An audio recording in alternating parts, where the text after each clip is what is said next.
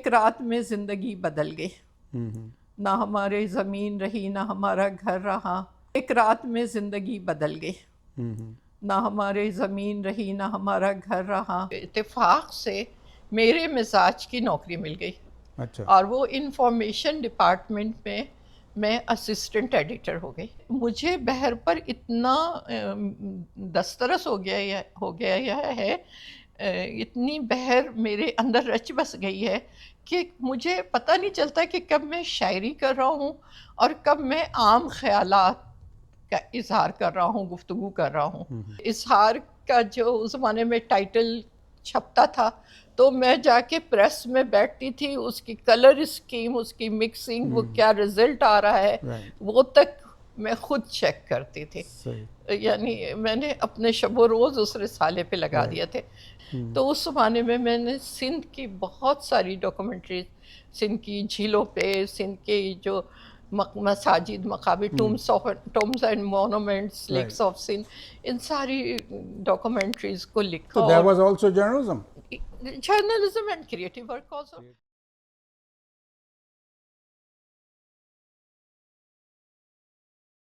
السلام علیکم، جمال محسن آپ کی خدمت میں حاضر ہے۔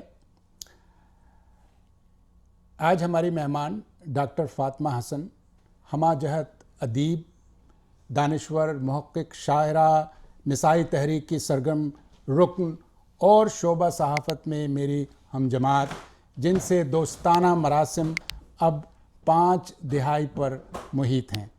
آئیے آج ان سے ہم بات کرتے ہیں، بہت ہی غیر رسمی باتیں، اور تو شروع ہم اس بات سے کرتے ہیں کہ آپ سے ہماری ملاقات کلاس آف 74 جو شعبہ صحافت میں ہوئی، لیکن آپ اس وقت شاعرہ بن چکی تھیں، آپ شاعری کرتی تھیں۔ ہم آپ کو مانتے نہیں تھے وہ الگ بات ہے، لیکن شاعرہ ہو چکی تھی۔ اب بھی مانتے ہیں، دوسرے لوگ مانتے ہیں تو ہم سوچتے ہیں کہ بھئی ہمیں بھی مان لینا چاہیے، ورنہ ہم لوگوں کو کہیں گے کہ یار اس کو یہ باذوق نہیں ہے، بے ادب ہے، کچھ اس طرح کی بات۔ بہرحال تو ایک سوال یہ ہے کہ آپ شاعرہ تھیں تو پھر آپ کو تو ایم اے اردو وغیرہ میں داخلہ لینا چاہیے تھا، یا آپ نے ایم اے جرنلزم میں کیسے آ گئی آپ؟ حالات marketable degree? No not marketable. جب میں ڈھاکہ سے آئی تھی 73 میں، تو جب میں ڈھاکہ میں تھی تو میں نے اردو آنرس میں داخلہ لیا تھا ڈھاکہ یونیورسٹی میں، اور میرا ایک سبجیکٹ فارسی بھی تھا، اور میرا ارادہ یہ تھا کہ وہاں سے ادب میں پی ایچ ڈی کر کے نکلوں گی۔ لکھنا میں نے ڈھاکہ ہی میں شروع کر دیا تھا، لیکن یہ ہوا کہ آپ کو پتہ ہے 15 دسمبر کو جو کچھ ہوا، تو سانحہ سقوط ڈھاکہ کا، تو ایک رات میں زندگی بدل گئی، نہ ہمارے زمین رہی نہ ہمارا گھر رہا، نہ وہ جھنڈا ہمارا اپنا تھا، اور اس وقت بس مسئلہ یہ تھا کہ کسی طرح جو آج کل آپ دیکھ رہے ہیں حالات ایران میں، غزہ میں اپنے ہی وطن میں بے گھر ہو جاتا ہے، اور پھر پوری کوشش ہوتی ہے کہ کسی طرح یہاں سے نکل کے کسی محفوظ مقام تک پہنچ جائے۔ تو بس ہماری پھر زندگی، مستقبل کا کچھ پتہ نہیں تھا۔ 1 برس ہم ڈھاکہ میں رہے اور کسی طرح وہاں سے نکلے اور انڈیا گئے، نیپال گئے ہوتے ہوئے جب میں کراچی آئی تو وہ سن 1973 ہو گیا تھا، اور میرے 3 سال ضائع ہو رہے تھے۔ یہاں پہ داخلے کے لیے دیر ہو چکی تھی، کراچی یونیورسٹی کے اردو ڈپارٹمنٹ میں گئی، داخلے کے لیے دیر ہو چکی تھی، داخلہ بند ہو چکا تھا۔ تو میرے یہاں کے ادیبوں، شاعروں سے تو رابطہ تھا، ان لوگوں نے مشورہ دیا کہ 2 سال کا بے امتحان ساتھ دے دو۔ تو مجھے اپنے سال بچانے تھے، میں نے پرائیویٹ امتحان 2 سال کا ساتھ دے دیا، اور اتفاق سے 2nd ڈویژن میں پاس بھی ہو گئی۔ اب حالات جو تھے وہ کچھ ایسے تھے کہ ایک میرے والد کمانے والے، ہم سب بھائی بہن مجھ سے چھوٹے، اور گھر بھی، پراپرٹی جو کچھ تھی سب وہاں رہ گئی۔ تو میں نے سوچا کہ اب کوئی ایسا سبجیکٹ پڑھنا چاہیے جس سے میں کسی جو پروفیشنل اس میں میری مدد کرے۔ تو شاید تمہیں یاد ہو کہ اس وقت صحافت میں داخلہ زبان کی بنیاد پر ملتا تھا کہ کسے کتنا اچھا لکھنا آتا، اس کے کیا کتنے نمبر ہے. اب میرا ایڈوانس اردو تھا اور اس میں بہت اچھے نمبر تھے، تو مجھے صحافت میں داخلہ مل گیا. اور ویسے بھی صحافت اور ادب کے بیچ یہ ایلیٹ نے کہا ہے حد فاصل کھینچنا مشکل ہے. اس کو جتنی بھی صحافت ابتدا میں پروان چڑھی وہ ادیبوں ہی نے اس کو آگے انہی کے ہاں سے شروع ہوئی ہے. تو میں نے پھر اس کو اپنے لیے مناسب سمجھا. رائٹ. ہاں یہ بات تو صحیح ہے کہ ادب اور صحافت میں بہت ہی معمولی سا فرق ہے، لیکن یہ ہے کہ ہر صحافی ادیب نہیں ہو سکتا اور ہر ادیب صحافی نہیں ہو سکتا. اس کی ایک الگ ٹیکنیک ہے، جیسے دوسری اصناف ہیں. جیسے کوئی شاعر ہے، ٹیکنیک تو آپ شعبہ صحافت میں پڑھ لیتے ہیں. جو لکھنے کی صلاحیت ہے وہ ادب ہی آپ کی کتنا الفاظ کا ذخیرہ آپ کے ذہن میں ہے، آپ کو اپنے اظہار پر کتنا عبور حاصل ہے، وہ لکھنا تو پھر اسی سے ادب سے ہی آتا ہے. کتنا مطالعہ کیا ہوا ہے آپ نے. رائٹ. تو اس زمانے میں جب یونیورسٹی میں آئی تھی مجھے یاد ہے کہ آزاد نظم کہا کرتی تھیں. نثری نظم، آزاد بھی نہیں، نثری نظم. ہاں وہ ایک اور. تو جس کی وجہ سے ہم جیسے جو کہ صرف لکھنا جانتے تھے، ادب کا اتنی وہ شد بدھ بھی نہیں تھی، تو ہم ہمیشہ بحث کیا کرتے تھے کہ بھائی یہ شاعری کیسے ہو گئی، یہ تو لمبے لمبے جملے ہیں، کوئی چھوٹا جملہ ہے، نہ بحر ہے نہ ردیف ہے نہ قافیہ ہے، تو یہ شاعری کیسے ہو گئی. تو یہی بحث چلتی تھی. تو آج آپ ہمارے ناظرین کو بھی بتائیں کہ وہ کیسے وہ بھی شاعری کہلانے کی اہلیت رکھتی ہے. بات یہ ہے کہ نثری نظم پر اس وقت سن 1975 میں بڑا مارکا ہوا، کیونکہ اردو میں یہ صنف نئی داخل ہوئی تھی اور ہمارے ہاں یہ سمجھا جا رہا تھا کہ جو خیالات منظوم ہیں وہی شاعری ہیں.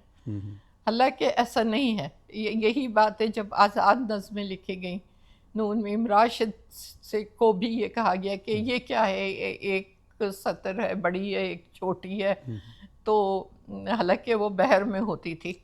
تو جو روایتی ذہن تھے وہ ان بحروں سے مانوس تھے اور اس حیت سے، اس فارم سے جو اس وقت رائج تھی. تو جب ہم نے نثری نظمیں لکھنی شروع کی تو اس پر بڑے سوالات اٹھے، اور آپ ہی نہیں بہت سے لوگوں نے اعتراضات کیے، لیکن آج اس کو تسلیم کر لیا گیا ہے. اس پہلا اعتراض یہ ہوتا تھا کہ بھائی اس شاعری کو تو ہم بحر کی وجہ سے شاعری سمجھ لیتے ہیں، لیکن کوئی یہ بتائے کہ اگر پہلے منظوم نسخے بحر میں لکھے جاتے تو کیا وہ شاعری ہے؟ اگر صرف بحر ہے تو شاعری ہے؟ یا شاعری میں احساس، کیفیات اور جذبات ان سب کا بھی ہونا لازمی ہے.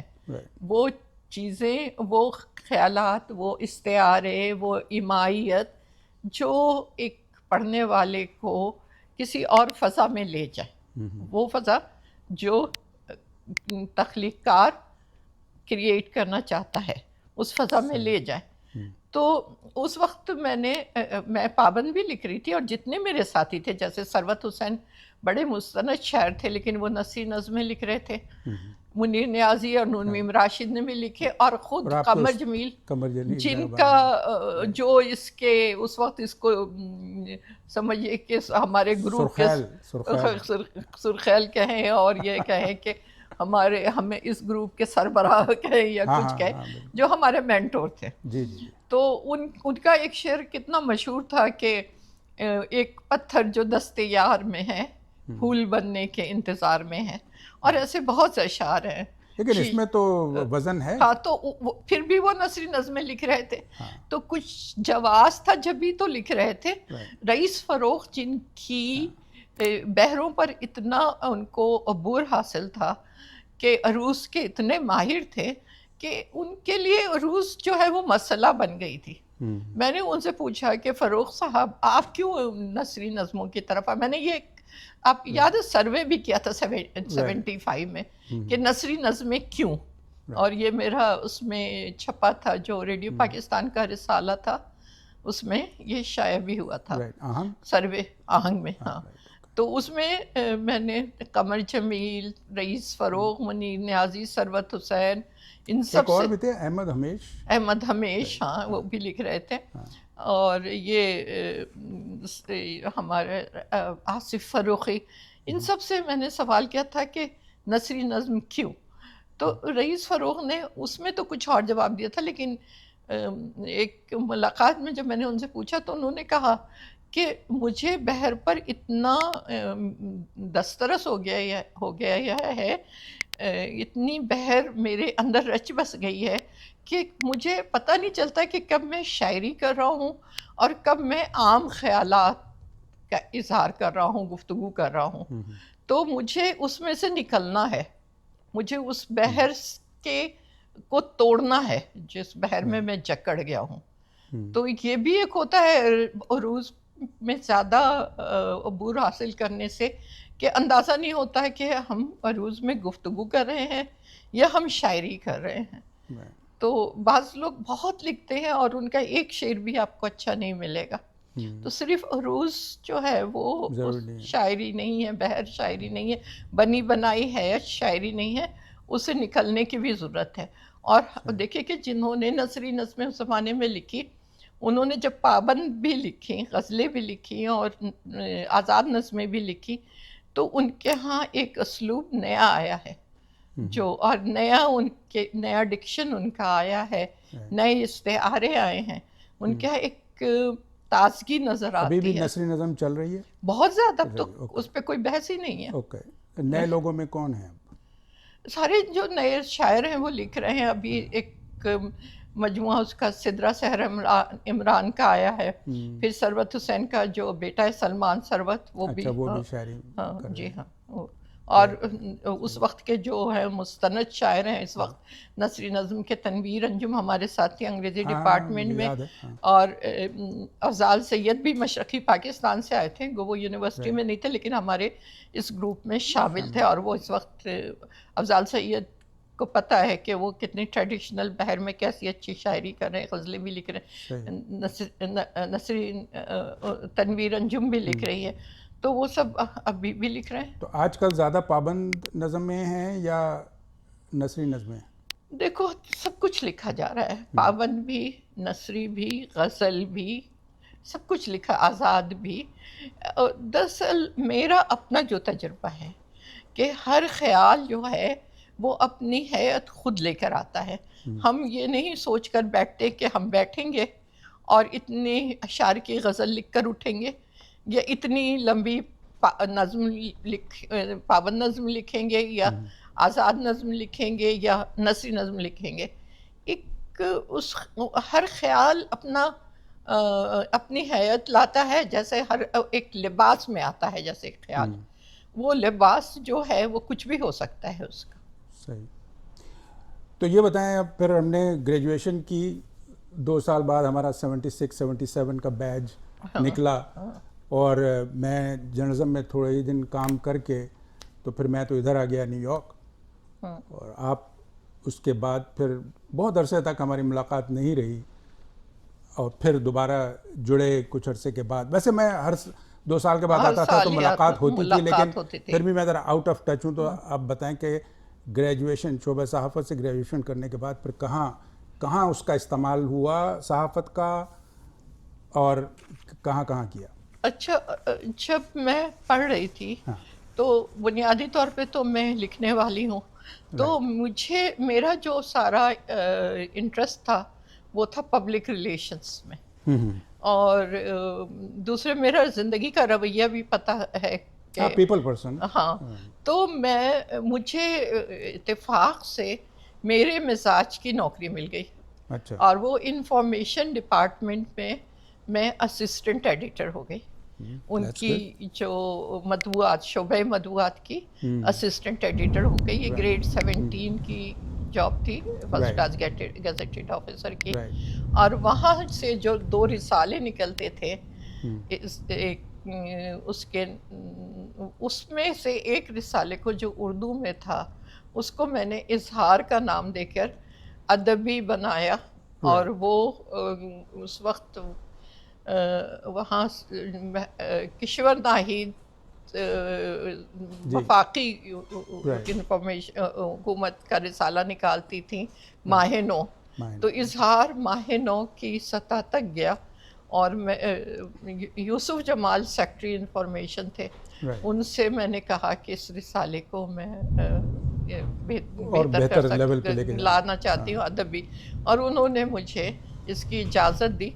तो हमने मैं यूसुफ जमाल और हमारे शायर फराज अहमद फराज हम लोग बैठे और इजहार हमने उसका नाम रखा।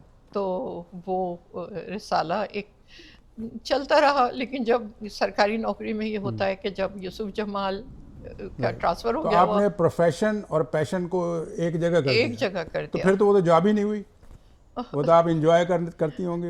नहीं, इंजॉयमेंट जब आदमी अपने उस प्रोफेशन में जाता है जो उसकी मर्जी का हो तो ज्यादा काम करता है। इंजॉय तो करती थी, लेकिन इजहार का जो उस जमाने में टाइटल छपता था तो मैं जाके प्रेस में बैठती थी, उसकी कलर स्कीम, उसकी मिक्सिंग, वो क्या रिजल्ट आ रहा है वो तक मैं खुद चेक करती थी।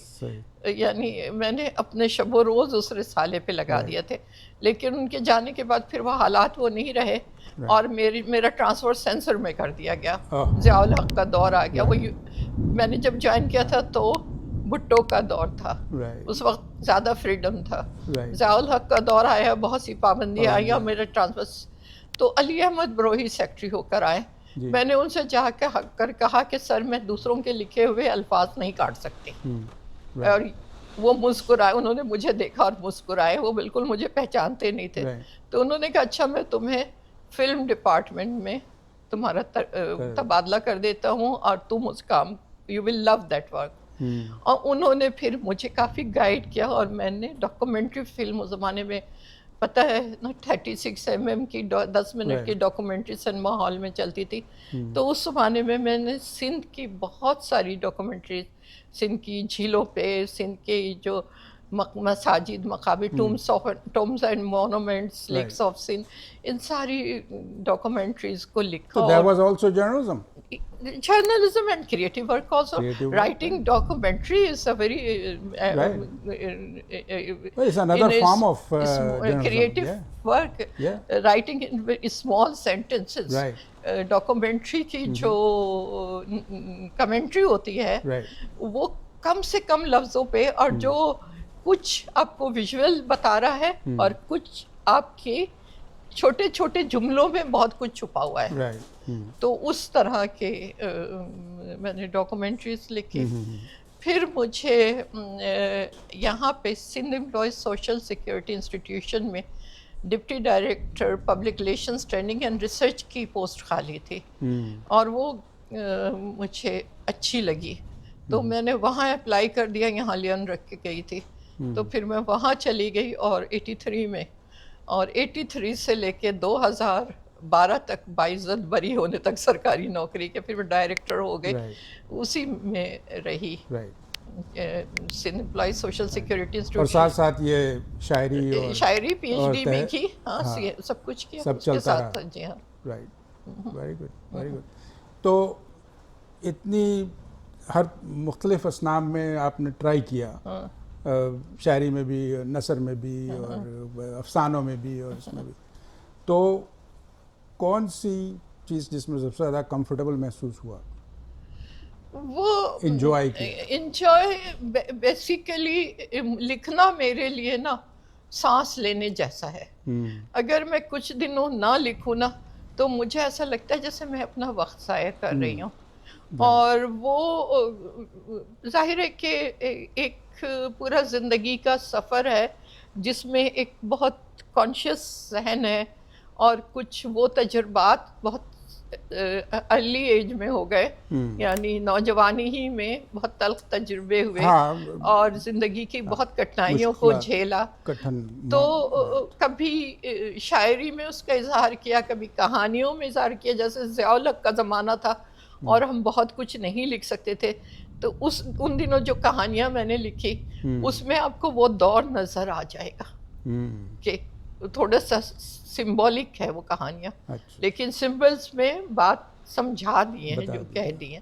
تو اسی طرح جب زندگی بہت تلخ تھی اور ایک شدت اظہار چاہتی تھی تو نثری نظمیں زیادہ لکھیں. جب زندگی میں کچھ ٹھہراؤ آیا، رومانس آیا، تو غزلیں اور گیت اور آزاد نظمیں بھی. رومانس کب آیا؟ رومانس کب ہم آیا؟ نے تو پورا یونیورسٹی کا دور دیکھا، کوئی بھی رومانس نہیں تھا اس وقت. ہاں نہیں تھا اس وقت. تو یونیورسٹی سے نکلنے کے بعد آیا؟ ہاں یونیورسٹی سے نکلنے کے بعد آیا، بہت دیر سے آیا. اچھا. ایکچولی یاد ہے نا جب یونیورسٹی میں تھی تو میں کہتی تھی کہ تم لوگ کو محبوبائیں بہت مل جائیں گی، میری جیسی دوست نہیں ملے گی، تو مجھے دوست ہی سمجھو. تو اور وہ دوستی آج تک چلی آ رہی ہے. وہ دوستی تم تھے، تاریخ تھے. اور اتفاق سے ساری لڑکیاں شادی کر کر کے چلی گئی تھی تو میں تم لڑکوں کے ساتھ اکیلی رہ گئی تھی، اور مگر تم لوگ بہت اچھے دوست تھے اور اب تک تم لوگ اس دوستی کو اسی طرح نبھا رہے. میں اپنے کو خوش قسمت سمجھتی ہوں. تو یہ رہا. نوکری میں بھی آ گئی. میری شادی 84 میں ہوئی. یعنی سوچو کہ 74 میں یونیورسٹی میں داخل ہوئی ہوں اور 84 میں میری شادی ہوئی ہے. شوکت یہیں سے پڑھ کے گئے تھے، لنڈن سے چارٹرڈ سول انجینئر تھے. وہ 74 میں ہی گئے تھے وہاں، لیکن ہمارے پڑوس میں ہوتے تھے شوکت علی زیدی. تو ہماری اچھی ایک دوستی چلتی رہی. ایک مقام پر ہم دونوں نے دیکھا کہ ہم ساتھ ہی اچھے ہو سکتے ہیں. ہاں تو پھر ہم نے شادی کر لی. Very good, very good. شادی کی اور بیٹی بھی ہوئی، بیٹی اور ماشاءاللہ بہت اچھی زندگی گزری. میں اپنے کو اس لحاظ سے بھی خوش قسمت سمجھتی ہوں کہ شوکت نے میرا ہر مرحلے پہ ساتھ دیا. رائٹ. ہاں مطلب انہوں نے کھلی آزادی دی ہوئی تھی کہ اپنی مرضی سے جو کرنا ہے کریں. مطلب جہاں تک کھلی آزادی کوئی نہیں ہوتی. جب دو لوگ ایک گھر میں آتے ہیں اور ایک ہی کمرہ شیئر کرتے ہیں، ایک الگ پتہ نہیں کس ماحول میں پلا بڑھا آتا ہے، ایک دوسرے ماحول سے پل بڑھ کے آتا ہے اور پھر ایک جگہ کر دیا جاتا ہے. تو دونوں کو کچھ نہ کچھ ایڈجسٹمنٹ کرنا پڑتا ہے. لیکن شوکت میں یہ تھا کہ انہوں نے مجھے اسپیس دیا اور میں نے انہیں دیا. اور وہ سب سے بڑا جو میرا شوق تھا، نہ مجھے جیولری چاہیے تھی، نہ مجھے آؤٹنگ چاہیے تھی، مجھے چاہیے تھا لکھنے اور پڑھنے کی آزادی. وہ انہوں نے مجھے دی اس کے لیے، اور وہ اس میں مجھے بہت انکریج کرتے تھے. اصل میں وہ خود بھی ادب کی طرف جانا چاہتے تھے اور ان کا بڑا ادب میں ان کو دلچسپی تھی، لیکن والد کی خواہش تھی کہ وہ انجینئر بنے. تو وہ اس کو ہاں انہوں نے والد کی خواہش پوری کرنے کے لیے انجینئرنگ پڑھی تھی. تو میرے شوق کو سے بہت خوش تھے. ہاں ٹھیک ہے کہ وہ خود انہوں نے نہیں جا سکے، لیکن آپ تھیں تو. لیکن میں نے بھی خود کو بہت سے اپنے لیے وہ بنائے ہوئے تھے، باؤنڈریز بنائی ہوئی تھی کہ مجھے کس حد تک کہاں جانا ہے. یہ گھر کو بھی دیکھنا تھا، رشتہ داروں کو بھی، دوست سسرال کو بھی، سب کو میں ساتھ لے کر چلی. ملازمت. ہاں یہ بہت بڑی مطلب جرات مندانہ اور دانش مندانہ وہ ہوتا ہے، بیلنسنگ دا کیریئر اینڈ ادب اور اپنے شوق اور اپنے گھر اور گھر کو لے کر. That's true. اوکے. تو اب یہ کہ یہ تو اب تقریباً 50 سال ادبی میدان میں رہنے کے بعد نہ جانے کتنے اعزازات ملے. ابھی میں نے دیکھا وہ اکیڈمی آف لیٹرز کی طرف سے بھی آپ اس کی فہرست میں شامل ہو گئی. جی ہاں، معمار پاکستانی ادب کے معمار پر جو ادبی معمار، پاکستانی ادب کے معمار کی ایک سیریز ہے کتابوں کی جس پر وہ تحقیق کر کے ان کے بارے میں لکھتے ہیں، کتاب شائع کرواتے ہیں. تو وہ بھی میں نے دیکھی، وہ بھی دیکھی. مبارک ہو. اور 190 لوگوں کی ابھی تک انہوں نے 190 لوگوں میں آپ کا شمار، تو بڑی بات ہے. اور اس کے علاوہ وہ تمغہ امتیاز بھی ملا 2012 میں. ابھی ہاں 2012 میں ملا. وہ بھی، وہ تو حکومت سے ملتا ہے. ہاں وہ صدارتی ایوارڈ تھا. صدارتی ایوارڈ تو وہ بھی ایک انٹرنیشنل ایوارڈز بھی ملے مجھے. انٹرنیشنل بھی ملے. ہاں تو کون سے اور ایوارڈ ملے جو مجھے نہیں پتا، تو ناظرین کے لیے زیادہ کہوں گی اہم صرف بتا دیں. نہیں، ایک جو اس وقت ایران ہمارے ذہن پر چھایا ہوا ہے، تو مجھے ایران میں جو رضوی کلچر پر جو کام کر رہی ہیں خواتین، جو رضوی کلچر کو سے جڑی ہوئی ہیں، تو 8 خواتین کو دنیا کی ایوارڈ دیا تھا انہوں نے، اور مجھے بلایا تھا مشہد، اور انہوں نے one of them. one of them. Very good. From Pakistan I was. ٹھیک تو یہ ٹھیک تھا. Very good. تو اچھا ایک چیز میں سمجھتا ہوں کہ باقی باتیں ہم اسی حوالے سے کریں گے کہ ہر شخص کی سوچ اور فکر جو ہوتی ہے وہ اس دنیا میں مثبت اور منفی کنٹریبیوشن کرواتی ہے. تو بجائے سے کہ ہم آپ کی شاعری پہ مزید گفتگو کریں، ہم آپ کے سوچ اور فکر جاننا چاہیں گے مختلف موضوعات کے حساب سے، اور آپ چاہیں تو اس کا جواب اپنی نمائندہ شاعری سے دے سکتی ہیں. تو یہ بتائیں کہ زندگی کا مقصد کیا ہے آپ کی نظر میں؟ ہاں، زندگی کا مقصد تو یہی ہے کہ جب دنیا میں اللہ تعالیٰ نے بھیجا ہے تو وہ ہم سے کوئی کام کروانا چاہتا ہے. اس نے کہا انی جاعل فی الارض خلیفہ، میں نے انسان کو زمین پہ نائب بنایا. پھر سورہ بلد میں کہا قسم ہے شہر مکہ کی، مکہ تو نہیں ہے لیکن مکہ سمجھے شہر کی، اور تمہارے بابا آدم کی، کہ انسان کو مشقت کے لیے پیدا کیا گیا. تو جب اور پھر اسی سورہ میں بتا دیا کہ تمہیں 2 ہونٹ بھی دیے ہیں، آنکھیں بھی دی ہیں، اچھے اور برے کی تمیز بھی دی ہے، تو تم اس گھاٹی سے کیوں نہیں گزر جاتے.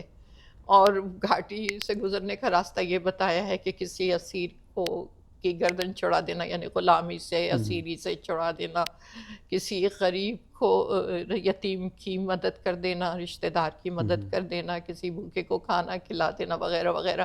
یہ سارے انہوں نے کام خدا کی مدد بتائی ہے. ایک سورہ بلد ہے جس کے گرد میری زندگی گزرتی ہے، میں نے اپنے آفس میں بھی لگائی ہوئی ہے، اور میں کہتی ہوں کہ سب کو یہ یاد رکھنا چاہیے کہ اس میں اللہ تعالیٰ نے کیا کہا ہے.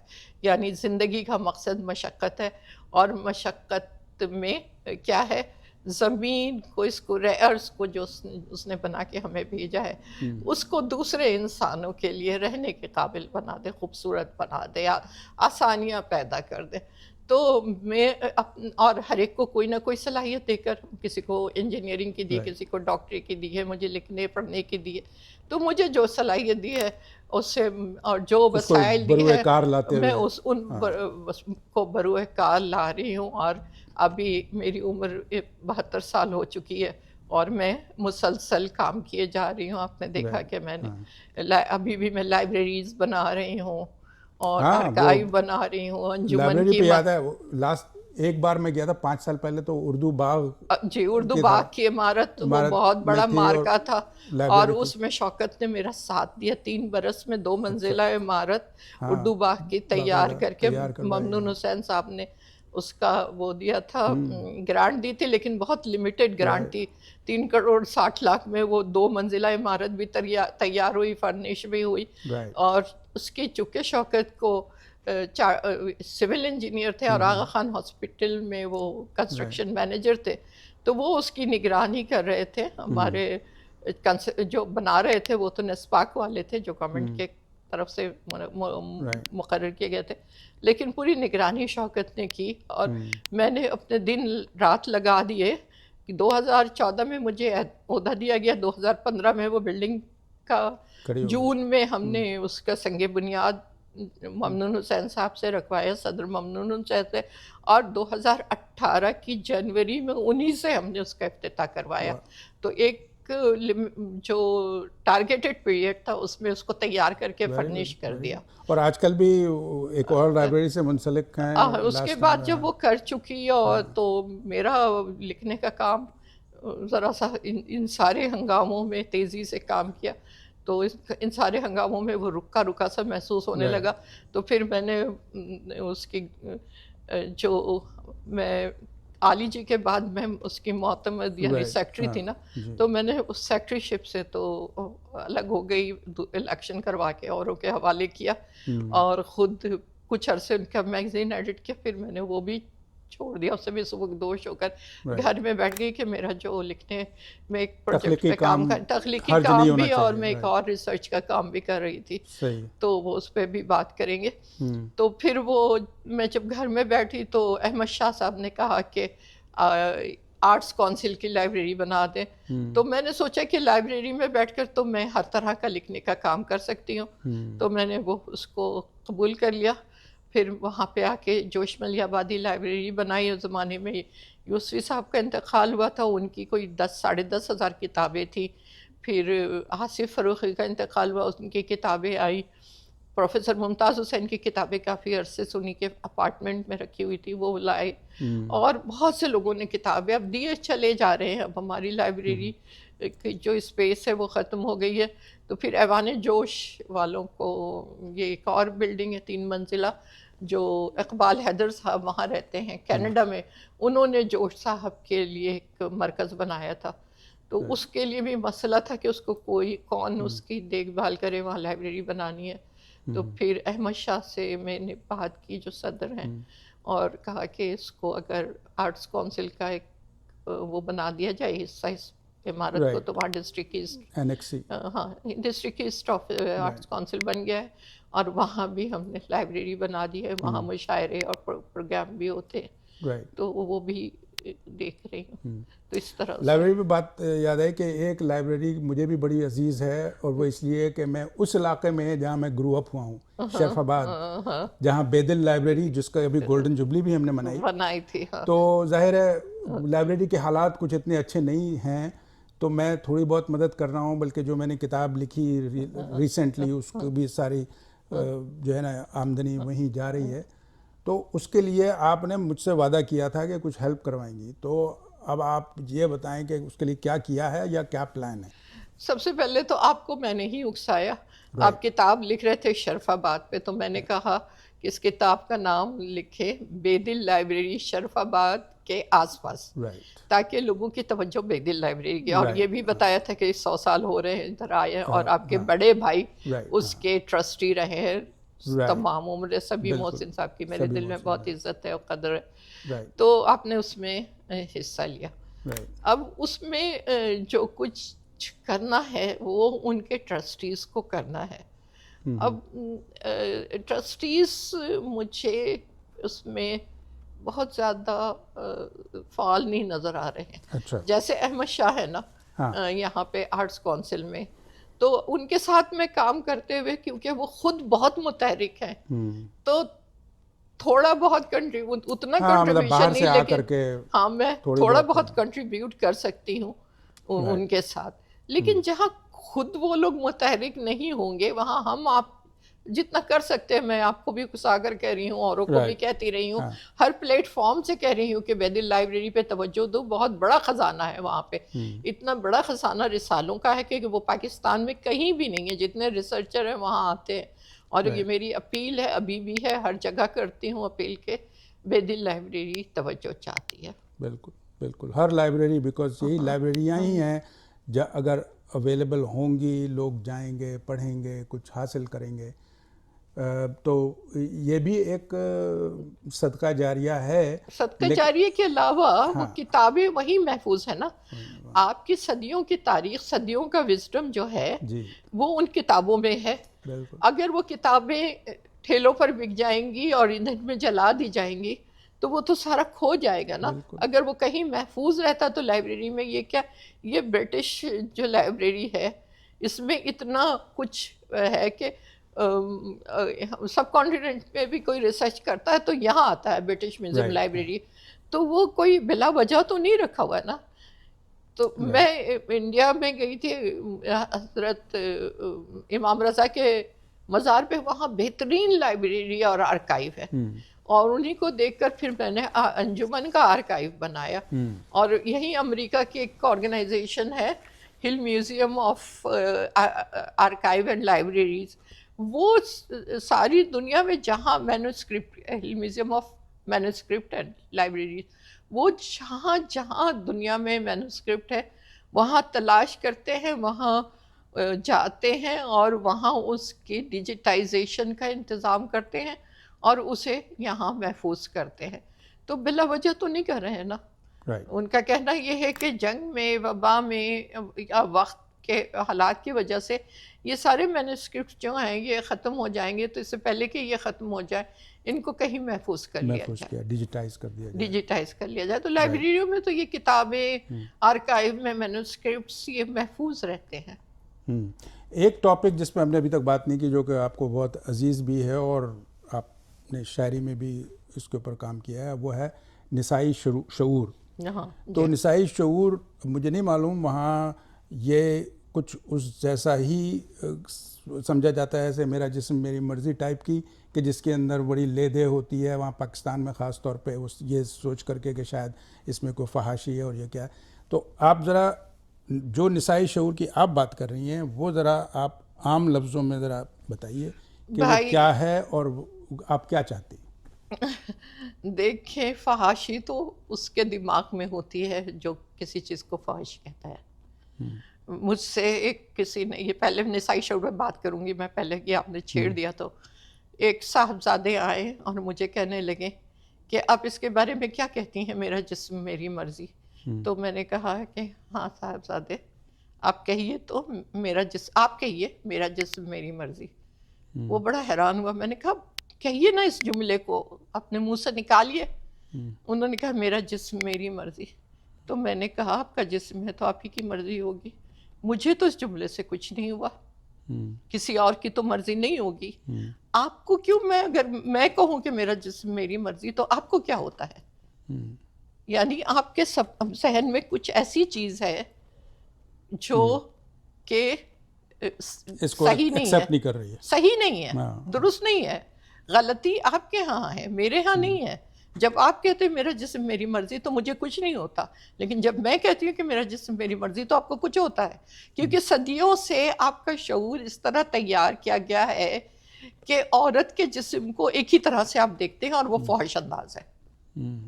تو میں جو نسائی شعور پہ کام کیا ہے میں نے، اور میں نے انجمن جو کہا کہ میں نے اس لیے چھوڑا تھا کہ میں ریسرچ کر رہی تھی، مسلسل لکھ رہی تھی نسائی شعور پر. یہ جس سبجیکٹ کو لوگ زندگی میں ارتقا نہیں چاہتے اس کو کنٹروورشل بنا دیتے ہیں ہمارے ہاں. اب فیمنزم کو عورت مرد کا جھگڑا بنا دیا گیا تھا. یہ اتنی معمولی بات نہیں ہے، یہ شعور کی بات ہے. اب پروفیسر ممتاز حسین کی کتاب ہے ادب اور شعور، اس میں وہ لکھتے ہیں کہ انسان شعور ہے. اگر شعور نکال دیا جائے تو جانور ہے. جانور اور انسان میں کوئی فرق نہیں ہے. یہی فرق ہے نا کہ اس انسان شعور رکھتا اور جانور بے شعور ہے. اسی وجہ سے ہے کہ اس کا ایک ذہن ہے. ہاں، پھر وہ لکھتے ہیں کہ یہ شعور جو ہے یہ ارتقا پذیر ہے. اسی سے سماج ارتقا کرتا ہے نا، جب آپ کا شعور ارتقا کرتا ہے. یہ تبدیل بھی ہوتا ہے شعور، ارتقا کا مطلب ہی تغیر ہے. تو اس کو کہاں دیکھا جا سکتا ہے؟ انہوں نے لکھا ہے کہ اس کو ادب میں دیکھا جا سکتا ہے، ادب اور شعور اپنی کتاب میں. تو میں نے یہ کیا کہ میں نسائی شعور پہ کام کر رہی تھی، اور ان کے اس خیالات سے مجھے اپنے خیالات کو ایک راہ دینے کی وہ موقع ملا رہنے. میں نے 2 سوال اٹھائے. پہلا تو یہ کہ عورت کے شعور کو کب تسلیم کیا گیا؟ تاریخ تو خاموش ہے، خواہ وہ جنرل ہسٹری ہو خواہ وہ ادب کی ہسٹری ہو، اس میں عورت نظر نہیں آتی. جب عورت کے شعور کو نہیں تسلیم کیا تو اس کو بحیثیت انسان آپ نے تسلیم ہی نہیں کیا ہے، اور اس کے عوض آپ نے دیکھا کہ طرح طرح کے ایزمپشنز اور مسکنسیپشنز اور ڈس بلیف آپ جو بھی کہہ لیں وہ پھیلائے گئے ہیں کہ وہ کمتر مخلوق ہے، وہ ناقص العقل ہے، وہ کمزور ہے، وہ اس پہ بھروسہ نہیں کرنا چاہیے، اور اس طرح کی باتیں پھیلائی گئی. تو یہ ایزمپشن کہاں تک درست ہے؟ جینڈر ڈسکریمنیشن اس لیے ہو رہا ہے کہ ہمارے سماج میں بہت سی ایسی باتیں ذہنوں میں پیدا کر دی گئی ہیں، خواہ وہ مرد ہو خواہ وہ عورت ہو، کہ جو ہمارے عورت کو ایک انسان کا درجہ ہی نہیں دے رہے ہیں. وہ کیسے اس سوسائٹی کو، اس شخصیت کو جو آپ کے بچوں کو پال رہی ہے، جو آپ کے نسلوں کو پروان چڑھا رہی ہے، بلکہ آپ کے کلچر کو بھی وہی پروان چڑھا رہی ہے، جتنی سماجی رشتے ہیں وہی نبھا رہی ہے، اس کو آپ انسان ہی نہیں سمجھ رہے ہیں اور کمتر مخلوق سمجھ رہے ہیں. تو حالانکہ وہ کہتے ہیں کہ جی مجھے اچھی مائیں دو تو میں تمہیں اچھی نسلیں دوں گا.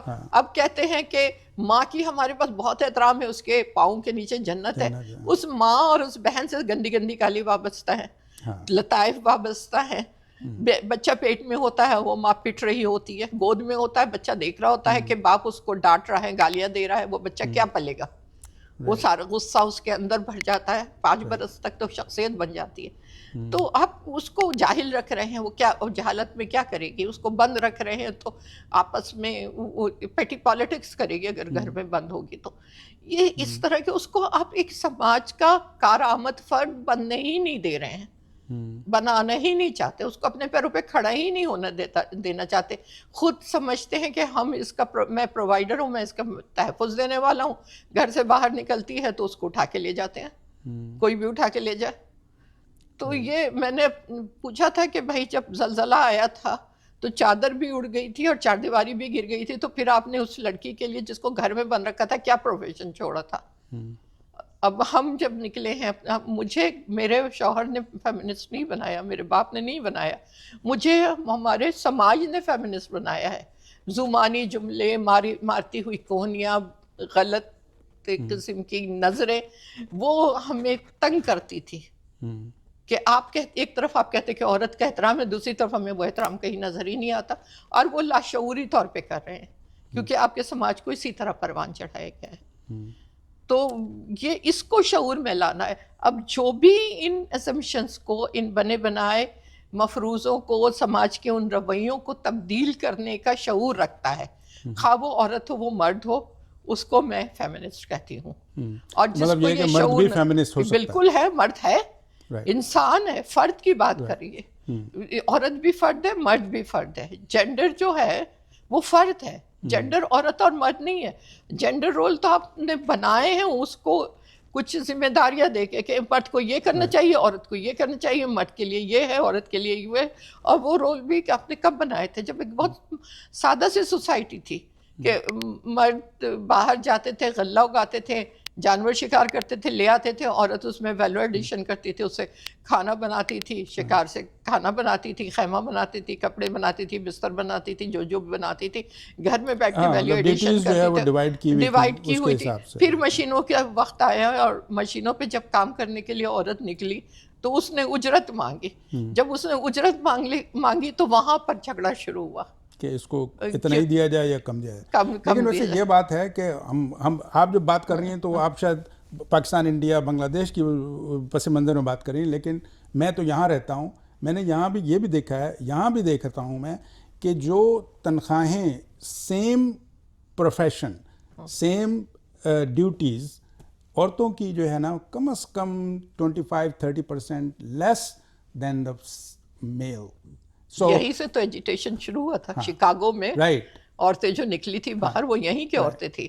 اور میں نے یہاں کا بھی دیکھا ہے کیونکہ میں 1988 میں یہاں آئی تھی, USIS کی طرف سے ایک پروجیکٹ وزٹ کروایا تھا انہوں نے, ویمن اینڈ ڈیولپمنٹ کا, اور اس میں ہم 8-7 کنٹری کی خواتین تھے. ہم ان کے دیکھتے تھے یہاں کی عورتوں کے حالات اور گفتگو کرتے تھے. تو وہ لوگ کہتی تھیں کہ یہاں کی عورتیں کہتی تھی کہ یہاں پہ بھی ایک گلاس سیلنگ ہے, ٹاپ مینجمنٹ میں پہنچنے نہیں دیتے.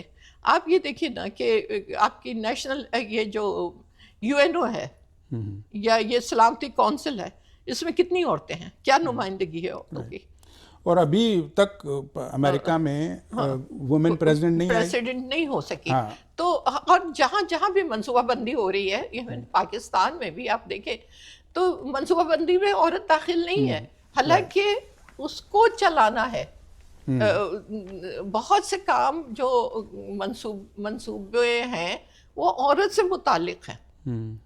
گھر کے اخراجات وہ چلاتی ہے, بچوں کی تعلیم کی وہ ذمہ دار ہے, بچوں خاندان کے صحت کی وہ ذمہ دار ہے, لیکن آپ منصوبہ بندی کرتے ہوئے اس کو نہیں شامل کرتے. تو اب یہ کیسے آئے گی یہ جو آپ شعور, نسائی شعور, اور یہ اسی لیے تو میں اس پہ کام کر رہی ہوں. دیکھیے جب آپ ذہنوں کو تبدیل کرتے ہیں نا تو رویے خود بخود, رویوں کے ساتھ جو عمل ہے خود بخود بدلتا ہے. صحیح. پہلے آپ کو ذہن تبدیل کرنے پڑیں گے, آپ کو بتانا پڑے گا. اب ہمارے ہاں مشکل یہ ہے کہ ہمارے ہاں اخلاقیات نہیں پڑھائی جاتی, ڈرایا جاتا ہے کہ گناہ ہے, ثواب ہے. یہ نہیں کہا جاتا کہ گناہ یا ثواب کا جو بنیاد ہے وہ کن اخلاقیات پر ہے. Right. تو آپ لوگوں کو شعور دیں. اسی لیے میں شعور پہ کام کرتی رہی ہوں اور کیے جا رہی ہوں. ابھی بھی میں جو لنڈن میں تھی, آئی تھی, تو ان لوگوں نے کہا کہ پروگرام کرنا چاہتے, تو میں نے کہا کہ یہ جو اس وقت ساری دنیا میں جنگیں ہو رہی ہیں, ذرا اس پر باتیں کرو کہ عورت اس کے لیے کیا کہتی ہے, عورت کا شعور کیا کہتا ہے. آپ کہہ دیتے ہیں کہ عورت بزدل ہے, عورت ڈرپوک ہے, اس کی ورلڈلی وزڈم نہیں ہے, اس کی فار سائٹڈ نہیں ہے, اس کی جو نگاہ ہے وہ محدود ہے, اس کم نظری ہے, تنگ نظری ہے. نہیں جی, وہ زیادہ فار سائٹڈ ہے. اس کو پتہ ہے کہ جب جنگ ہوگی تو جو سولجر مرے گا وہ صرف سولجر نہیں ہے, وہ کسی ماں کا بیٹا ہے, کسی بیوی کا شوہر ہے, کسی خاندان کا سربراہ ہے. اس کے مرنے سے جو تباہی ہوگی انسانیت کو وہ تو ہوگی, اور خود وہ عورت جو ہے وہ کموڈیٹی بن جائے گی, وہ دشمن کے لیے مال غنیمت بن جائے گی. اس لیے عورت جنگ کے خلاف ہے. تو ہاں, تو اس کے اوپر آپ نے کچھ چند اشعار سنائے آپ کے جو نسائی شعور کی بات. ہاں, میری تو پوری غزل ہے. چند اشعار, دو چار اشعار. دیکھیں نا کہ صدیوں سے خالی ہماری خوبصورتی پہ, ہمارے جسم پہ, ہمارے لباس پہ بات ہوتی ہے. کسی نے یہ نہیں سوچا کہ کاندھے کے اوپر سر بھی ہے, اور سر میں ذہن بھی ہے, اور ذہن میں وزڈم بھی ہے. تو میں نے وہ جو غزل لکھی تھی کہ آنکھوں میں نہ زلفوں میں نہ رخسار میں دیکھے. میں یونیورسٹی میں بھی تھی, تو اگر کوئی میرے حسن کی تعریف یا لباس کی کرتے تھے تو مجھے آگ لگ جاتی تھی کہ میں اتنا اچھا لکھنے والی ہوں, میری تحریر پہ کیوں نہیں بات کر رہے ہیں یہ لوگ. تو آنکھوں میں نہ زلفوں میں نہ رخسار میں دیکھیں, مجھ کو میری دانش میرے افکار میں دیکھیں. ملبوس بدن دیکھے ہیں رنگین قبا میں, اب پیرہن ذات کو اظہار میں دیکھیں. ہماری خطے میں تو اظہار پر بھی پابندی تھی, عورت کا لڑکی کا بولنا برا سمجھا جاتا تھا. لو یہ بھی بولی, چپ رہو, زبان بندی کا ایک حکم تھا. تو ملبوس بدن دیکھے ہیں رنگین قبا میں, اب پیرہن ذات کو اظہار میں دیکھے. پوری نہ ادھوری ہوں, نہ کمتر ہوں, نہ برتر, انسان ہوں انسان کے معیار میں دیکھیں. پوری نہ ادھوری ہوں, نہ کمتر ہوں, نہ برتر, انسان ہوں انسان کے معیار میں دیکھیں. اور گلدستہ بانی میرے 100 رنگ مضامین ہیں جب لکھنے پہ آؤں. ہمارے لکھنے پہ بھی پابندی تھی میری, جس پر ریسرچ کی وہ چھپ کے لکھتی تھی, نام چھپا کے لکھتی تھی پہلے خواتین. 100 رنگ مضامین ہیں جب لکھنے پہ آؤں, گلدستہ معنی میرے اشعار میں دیکھیں. گلدستہ معنی میرے اشعار میں دیکھے, اور رکھے ہے قدم میں نے بھی تاروں کی سمی پر, پیچھے ہوں کہاں آپ سے رفتار میں دیکھیں. رکھے ہے قدم میں نے بھی تاروں کی سمی پر, پیچھے ہوں کہاں آپ سے رفتار میں دیکھیں.